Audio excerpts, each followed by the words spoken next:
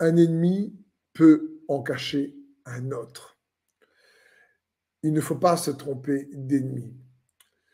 Quand on regarde Jésus dans les évangiles, lorsqu'il s'est incarné, lorsque Dieu le Fils s'est incarné en Jésus-Christ et qu'il est venu sauver l'humanité, le peuple d'Israël attendait un sauveur.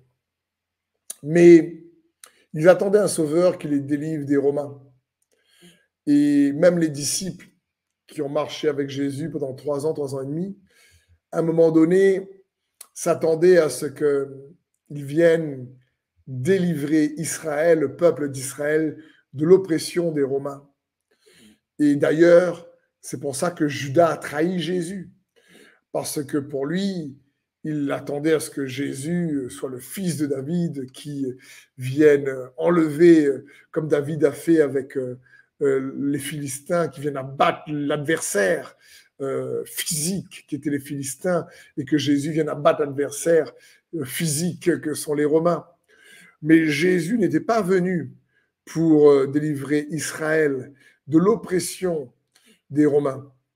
Il était venu pour délivrer Israël et l'humanité de l'oppression, du joug, de l'esclavage, du péché.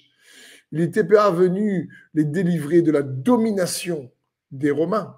Il était venu les délivrer de la domination du péché. C'est pour ça qu'un ennemi peut en cacher un autre.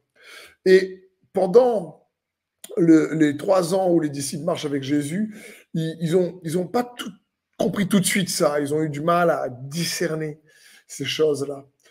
Parce qu'un ennemi peut en cacher un autre. Et il est important de ne pas se tromper d'ennemi.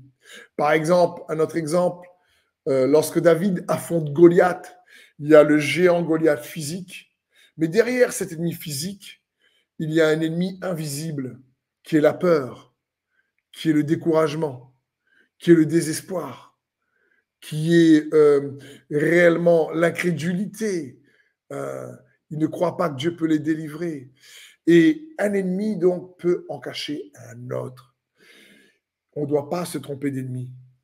Quelles que soient les situations adverses ou d'adversité que nous traversons, elles vont révéler un ennemi qui peut être caché parfois en nous. Par exemple, la honte est un ennemi qui est dissimulé, qui est caché, qu'on ne voit pas. Une situation peut arriver et on a peur de la confronter, on a peur de la honte. Et on se rend pas compte que le véritable ennemi, il est souvent invisible. Frères et sœurs, l'ennemi arrive dans nos pensées par des mensonges. Il arrive en nous volant l'espérance. Il arrive en nous trompant dans nos convictions. Donc comprenons bien, un ennemi peut en cacher un autre. Mais dis-toi bien qu'en réalité, l'adversité, si tu fais confiance à Jésus, va venir révéler et développer tes qualités, ton potentiel bien plus que tu crois. C'est dans l'adversité que tu vas pouvoir découvrir plus encore le potentiel que Dieu a mis en toi. C'est quelque part, Dieu utilisait Goliath pour faire la promotion de David. Et c'est après la croix qu'il y a eu la résurrection et que Jésus-Christ est devenu pleinement celui qu'il était déjà, le sauveur de l'humanité. Donc, comprenons bien, parfois, nous, on ne voit pas le véritable ennemi derrière une situation d'adversité. Donc, j'aimerais te dire, ne te trompe pas d'ennemi. Un ennemi peut en cacher un autre. Demande au Seigneur de te montrer, peut-être dans cette situation, en étant honnête avec toi-même, peut-être qu'il y a un ennemi intérieur que tu n'as pas vu, une peur qu'il faut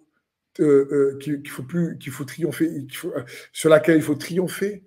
Peut-être qu'il y a une honte, peut-être qu'il y a une rancœur, peut-être qu'il y a de l'affliction, des blessures, et Dieu veut t'aider à triompher de tout ça.